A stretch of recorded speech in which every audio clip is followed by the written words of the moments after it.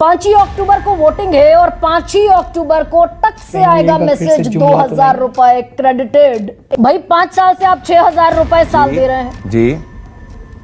ये हरियाणा चुनाव का आप इंतजार कर रहे थे कि 10,000 रुपए की घोषणा करेंगे जब हरियाणा चुनाव बिल्कुल एट द वर्ज होगा। जनता देख रही है हिमाचल में क्या हुआ है। किसानों को तब मिलेगा जब बीजेपी की सरकार बनेगी 100%। अगर ये समय मतलब बढ़ने चाहिए ना, 6,000 से 10,000 बढ़ने चाहिए तो और ये अक्रॉस द कंट्री बढ़ना चाहिए। ना हरियाणा में बढ़ना चाहिए। अभी हरियाणा में हमने करा है तो हरियाणा, और हरियाणा में सिर्फ तब बढ़ना चाहिए जब आपको बीजेपी को जिताकर जनता भेजे। इसमें क्या चीज चुकी है तो किसानों की इनकम भी बड़ी है गरिमा जी। ये मैं आपको कहना बहुत सही पॉइंट पर आ गए प्रदीप कि 2022 तक प्रधानमंत्री नरेंद्र मोदी ने कहा था कि 2022 दिसंबर तक दोगुनी हो जाएगी। इनकम दोगुनी होने से तो हम अभी मीलों दूर हैं।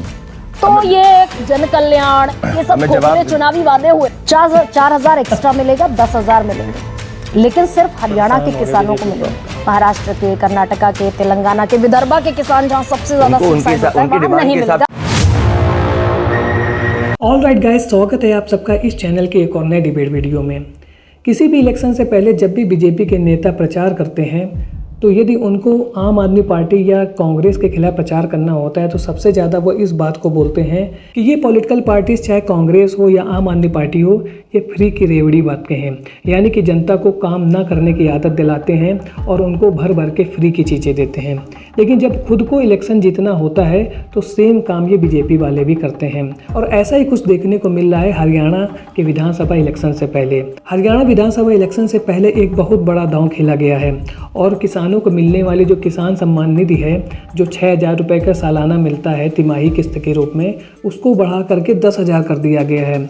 और इसकी पहली किस्त मिलने वाली है 5 अक्टूबर को। लेकिन क्या जनता इस चाल को समझ पाएगी, क्योंकि अभी तक बीजेपी की ही सरकार थी हरियाणा में। और यदि उनको ऐसा कुछ भी करना था तो वो सरकार में रहते हुए इसको पहले ही कर सकते थे, जिससे हरियाणा की जनता को ज़्यादा फायदा मिलता। लेकिन ऐसा कुछ किया नहीं गया। और जब रुझान ये आने लगे कि शायद इस बार कांग्रेस की सरकार बन जाएगी हरियाणा विधानसभा चुनाव के बाद, तो बीजेपी वालों ने एक एक करके नए नए पैतरे खेलना शुरू कर दिया। अभी हरियाणा में आने वाले जो अग्निवीर हैं, जो 4 साल के बाद सर्विस करके हरियाणा में आएंगे, उनको पक्की पेंशन वाली नौकरी देने का वादा कर दिया गया है।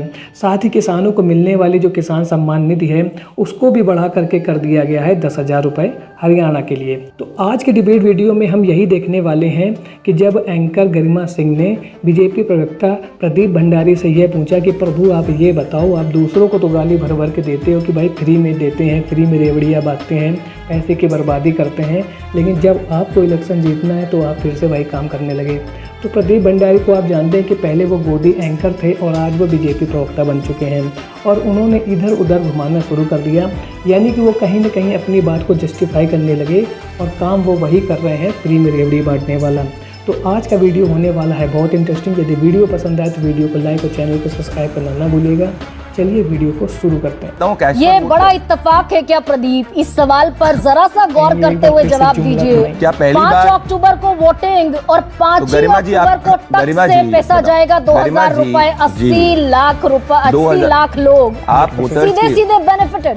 आप वोटर्स की सेंसिटिविटी के ऊपर सवाल कर रही हैं। अगर आपको कोई कुछ बोलेगा तो क्या आपको लगता है आप अपने विजडम को यूज नहीं करेंगे? 2011-12 में कांग्रेस पार्टी ने गुजरात में कहा था भाई हम सबको फ्री घर दे देंगे। क्या वोटर्स ने मांगा? नहीं मांगा। क्रेडिबिलिटी की बात होती है। मैं आपको बताता हूँ, ये क्रेडिबिलिटी का जिक्र ये है। कांग्रेस पार्टी ने हिमाचल प्रदेश में सब वादे करे और क्या स्थिति रही आज हिमाचल प्रदेश के अंदर? चीफ सेक्रेटरी, चीफ मिनिस्टर तक के पास पैसे देने की स्थिति नहीं। स्टेट आज फाइनेंशियली डेट ट्रैप के अंदर फंस चुका है। अब हम जब वेलफेयर की बात कर रहे हैं, साथ में हम लोग फास्टेस्ट ग्रोइंग इकोनॉमी की बात कर रहे हैं, साथ में हमारा इंफ्रास्ट्रक्चर 11 लाख करोड़ का, तो हम कोई बंटाधार नहीं कर रहे फाइनेंसेस का। और एक चीज मैं आपको फैक्चुअली बस करेक्ट करूंगा, एक सेकंड फार्मर्स के ऊपर फैक्चुअली करेक्ट करूंगा, बस 10 सेकंड का पॉइंट लूंगा। जो एनएसएसओ के हिसाब से जो 2012 के अंदर एग्रीकल्चरल हाउस होल्ड इनकम थी वो 6,426 रुपए थी, जो बढ़कर आज की तारीख में पर मंथ 10,218 हो। जी 2022 तक किसानों की आमदनी दोगुनी करने का वादा था। अगर मैं, हालांकि हम डेविएट करेंगे इस टॉपिक से, प्लीज करिए, मैं डेविएट कर रही हूँ, लेकिन फिर भी पूछ रही हूँ जी, अगर ये जन कल्याण का मसला है कि 6,000 से बढ़ाकर 10,000 आपने कर दिया, नहीं करा नहीं, मैं आपको बता रहा हूँ, कर देंगे ना, ना एक सेकंड, आप जो एनएसएसओ का जो सर्वे है जिसमें कहता है कि भाई कोई एग्रीकल्चरल इनकम, हाउस होल्ड की जो एग्रीकल्चर इनकम है वो 2012-13 के अंदर जो थी वो 6,426 रुपए थी, जो अब गवर्नमेंट की स्कीम्स जो इतनी हुई है पिछले 10 साल में बढ़कर एग्रीकल्चरल इनकम जो है वो 10,218 हो चुकी है। House hold agriculture income 201 MS Swaminathan commission के में से 200 हमने इंप्लीमेंट किया। आंकड़ों से आप ही से सवाल पूछूंगी, आप ही ने कहा 6,426 रुपए थे जी, एग्रीकल्चरल हाउस होल्ड इनकम 6,426 रुपए थी मनमोहन सरकार में पर मंथ जी। अब यानी कि तकरीबन 17,000 रुपए हो जाएगी। और आप ही ने संसदीय समिति की एक रिपोर्ट तैयार की जी, आप ही के सांसद पीसी गद्दी गोबर, नहीं, अब मुझे मेरा सवाल पूछने दीजिए, ईयर बता दीजिए रिपोर्ट। आप ही के संसद की अध्यक्षता में, पीसी गद्दी गोदर की अध्यक्षता में संसदीय समिति बनी जी, उसने रिपोर्ट दी 2023 के शुरुआती महीनों में कि अभी तो हम कोसों दूर हैं दोगुने होने से जी, इनकम दोगुनी होने से तो हम अभी मीलों दूर है। तो ये जन कल्याण, ये सब खोखले चुनावी वादे हुए ना। नहीं, मैं जवाब दे दूं, मैं वापस से कहूंगा, agricultural house hold income, agriculture मतलब जो हाउस होल्ड कृषि के अंदर है उनकी जितनी इनकम 2012-13 में थी उससे इस वक्त 1.5 गुनी already agricultural house hold income हो चुकी है एज पर एनएसएसओ डेटा। अरे तो भाई हमारी इकोनॉमी का कितनी थी 2014 में? अरे इकोनॉमी फ्रेजाइल 5 में थी हमारी, फ्रेजाइल 5 में थी और आज टॉप 5 के अंदर हो चुकी है 201। आज की तारीख में टॉप 5 इकोनॉमीज में हम आते हैं, बिल्कुल, और कृषि बजट जो है वो बढ़ा है, बढ़ गए। तो अगर देश की इकोनॉमी बढ़ेगी तो आप ये कह रहे हैं कि उसका हिस्सा 8,000 से बढ़कर 6,000 से बढ़कर अगर किसानों को 10,000 आप ही मान रही है ना कि किसानों का जो इनकम बड़ी है तो बड़ी है ना, और होने की जरूरत है, बिल्कुल होने की जरूरत है। क्या आइडियल सिनेरियो नहीं, पर क्या पहले से बेहतर हुआ है? डेफिनेटली है। एटलीस्ट हमने कांग्रेस पार्टी जैसे थोड़ी कहा था पार्लियामेंट के अंदर की भाई एमएसपी की लीगल गारंटी कभी नहीं हो सकती और अब झूठे वादे कर रहे हैं। हमने तो एमएसपी में 201 में से एमएस स्वामीनाथन कमीशन की 200 रिपोर्ट्स को इंप्लीमेंट किया। मैं वापस से कहूंगा, आपका सवाल बहुत अच्छा है कि फ्रीबी कल्चर नहीं होना चाहिए।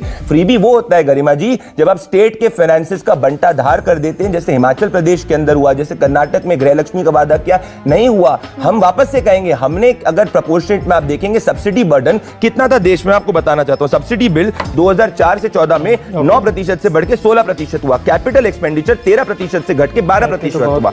हमने सब्सिडी बर्डन जो 8% तक कम किया और कैपिटल एक्सपेंडिचर 11 लाख करोड़ तक किया। तो हमने किसी स्टेट, हमारे कंट्री का बंटाधार नहीं किया, हम वेलफेयर की बात कर रहे हैं। चुनाव का इंतजार कर रहे थे, अगर वेलफेयर, एक सेकंड प्रदीप, बोलिए भाई 5 साल से आप 6,000 रुपए साल दे रहे हैं जी।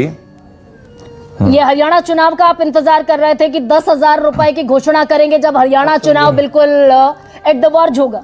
मैं बता, हमने सर्वे किया, चुनावी है ना ये, ना मैं बताता हूँ। देखिए, एक तो आप खुद कहती हैं कि भाई चुनाव के अंदर जनता का मत पता चलता है, तो हमने चुनाव में सर्वे किया, जनता ने बोला 6,000 बहुत अच्छी बात है, हमें जो है इस वक्त और ग्राउंड के ऊपर चाहिए, तो किसानों ने बोला 10,000। हमने देखा स्टेट फाइनेंसेस के अंदर हरियाणा की जो स्थिति है वो पहले से बेहतर है, स्टेट फाइनेंसेस पीछे नहीं जाएंगे क्योंकि इंफ्रास्ट्रक्चर डेवलपमेंट हमने पहले से ज्यादा किया, तो हमने जो किसानों ने कहा उसको वादा को इंप्लीमेंट किया। हम हिमाचल जैसा नहीं करेंगे गरिमा जी की फाइनेंसेस में, हिमाचल जैसा नहीं करूंगा गरिमा जी, हिमाचल जैसे नहीं करेंगे कि बंटाधार वादा जो किया वो करेंगे। देश के चुनिंदा उद्योगपतियों का कर्जा माफ करने का 16 लाख करोड़ का कर्जा माफ करने का पैसा है, किसानों को देने के लिए पैसा। अरे ये क्या बोलेंगे, अपने दो लीडर्स को तो साथ में पहले बैठा लीजिए, शैलजा जी और हुड्डा जी को बाद में बात करिएगा। किसानों की आपके नेता तो बोलने लग गए हैं कि पहले आ जाओगे पेट भरोगे पहले, फिर जनता का पेट भरोगे। वीडियो सुना दूंगा मैं आपको, आप ना बोले।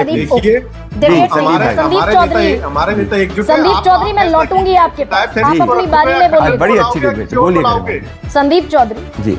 ये आप जानते होंगे कि 7 बजे में हम ये चीखम चिल्ली नहीं करते, संदीप जी जानते होंगे आप। गरिमा जी, मैं आपके माध्यम से इनसे सवाल करना चाहता हूँ कि इनके पास देश के कुछ लोगों का कर्जा माफ करने के लिए पैसा है, किसानों का कर्जा माफ करने के लिए पैसा नहीं है। संदीप चौधरी, मैं आऊंगी। प्रदीप, सर्वे कराया हरियाणा में, बिल्कुल, जैसे सर्वे में कहा किसानों ने कि भाई 6,000 से बढ़ाकर अगर 10,000 कर दोगे तो वेलफेयर हो जाएगा। वेलफेयर तो पहले भी था। पर जैसे गरिमा जी आपकी भी सैलरी बढ़ती है तो उसका ये मतलब तो नहीं है ना कि ऑर्गेनाइजेशन गलत करती है। समय मतलब बढ़ने चाहिए ना, 6,000 से 10,000 बढ़ने चाहिए तो और ये अक्रॉस द कंट्री बढ़ना चाहिए। ना। अब वो डिमांड जब अगर आप जाके बिहार के अंदर कहोगे, बिहार के अंदर लोग वो नहीं कहेंगे, हम जनहित के हिसाब से काम तो करते हैं। सिर्फ हरियाणा में बढ़ना चाहिए। अभी हरियाणा में हमने करा है तो हरियाणा में सिर्फ तब बढ़ना चाहिए जब आपको बीजेपी को जिताकर जनता भेज दे। इसमें क्या चीज है जिताकर आप जनता? एक चीज मुझे बताइए, मैं लॉजिकल बात कह रहा हूँ। कांग्रेस पार्टी ने मार्च का वादा किया, बोला न्याय योजना लेके आएंगे, क्या जनता नहीं? मैं लॉजिक सुनिए, मैं इस बता रहा हूँ। कोई कांग्रेस के बाद में देखिए गरिमा जी, हरियाणा में 6,000 से 10,000 बढ़कर तब होगा जब बीजेपी की सरकार बनेगी। गरिमा जी देखिए, हर पॉलिटिकल पार्टी जो होती है वो अपने वादे करती है, जनता के अंदर क्रेडिबिलिटी के हिसाब से उन वादों को माना जाता है। मैं वापस से कहूं, 2012 के अंदर कांग्रेस ने गुजरात के घर घर को बोला था कि हम फ्री घर देंगे, पर लोगों ने प्राइम मिनिस्टर नरेंद्र मोदी जो उस वक्त चीफ मिनिस्टर थे उनकी स्कीम्स में विश्वास किया। कांग्रेस पार्टी भी वादा जनता को कर सकती है, हम भी कर सकते हैं। जनता देख रही हिमाचल में क्या हुआ है। किसानों को तब मिलेगा जब बीजेपी की सरकार बनेगी 100%। अगर कांग्रेस को लगता है कि वो 15,000 दे सकती तो वो वेलफेयर किसानों का गया तिलंगे में। नहीं गया। क्या वापस रही है भाई? 6,000 रुपए से 10,000 होगा जब बीजेपी की सरकार बनेगी। ये तो ऑब्वियस है, क्योंकि हम ही देते हैं। कांग्रेस पार्टी जैसे हम थोड़ी करते हैं कि हिमाचल प्रदेश के अंदर वादा करते हैं 20 लाख रोजगार का और बनते 2,000 नहीं है। तो हरियाणा का हिमाचल प्रदेश का जो जीएसटी का पैसा नहीं, किसान सम्मान एक सेकंड गरिमा जी, किसान सम्मान निधि पीछे नहीं जा रही, वो केंद्र सरकार की है। केंद्र सरकार की है किसान सम्मान निधि। उसके ऊपर अगर हरियाणा बीजेपी की सरकार आएगी तो वो ऊपर टॉप अप दे सकती है, जैसे हर स्टेट गवर्नमेंट कर सकती है। किसान सम्मान निधि बंद नहीं होगी, किसान सम्मान निधि जैसी चल रही है वैसे ही चलेगी। तो फिर हरियाणा चुनावी राज्य, इस देश का किसान विशुद्ध किसानी से 27 रुपए हर रोज कमाता है। 6,000 रुपए मिलते, 4,000 एक्स्ट्रा मिलेगा, 10,000 मिलेंगे, लेकिन सिर्फ हरियाणा के किसानों को मिलेंगे। महाराष्ट्र के, कर्नाटका के, तेलंगाना के, विदर्भा के किसान जहां सबसे ज्यादा नहीं मिलेगा। तो वीडियो को देखने के बाद आप इस बात को समझ गए होंगे कि भैया इलेक्शन जीतने के लिए कुछ भी करना पड़ेगा तो ये पॉलिटिकल पार्टीज करेंगी। बीजेपी जहां दूसरी पॉलिटिकल पार्टी को फ्री की रेवड़ी के लिए गालियां देती रहती है, अब हरियाणा का चुनाव जीतने के लिए सेम वही काम कर रही हैं। और बीजेपी प्रवक्ता प्रदीप भंडारी इस बात का कोई क्लियर आंसर नहीं दे पाए कि आप क्यों दे रहे हैं। वो तो ये कहने लगे कि भैया जनता को ज़रूरत थी, हम उनको सम्मान कर रहे हैं, किसानों का सम्मान कर रहे हैं, इसलिए हमने उनको पैसा बढ़ा दिया है, हमारे पास फंड है। हरियाणा में क्या है, घाटे का बजट नहीं है, हरियाणा में पैसा है इसलिए हम दे रहे हैं। इस तरीके की वो बातें बताने लगे। लेकिन असली बात यह है कि चुनाव जीतने के लिए जो कुछ भी करना पड़ेगा ये सभी पॉलिटिकल पार्टीज करेंगी। तो आज का वीडियो आपको कैसा लगा कमेंट सेक्शन में ज़रूर बताएं। मिलता हूं ऐसे एक और नए इंटरेस्टिंग वीडियो में, तब तक के लिए थैंक्स फॉर वॉचिंग।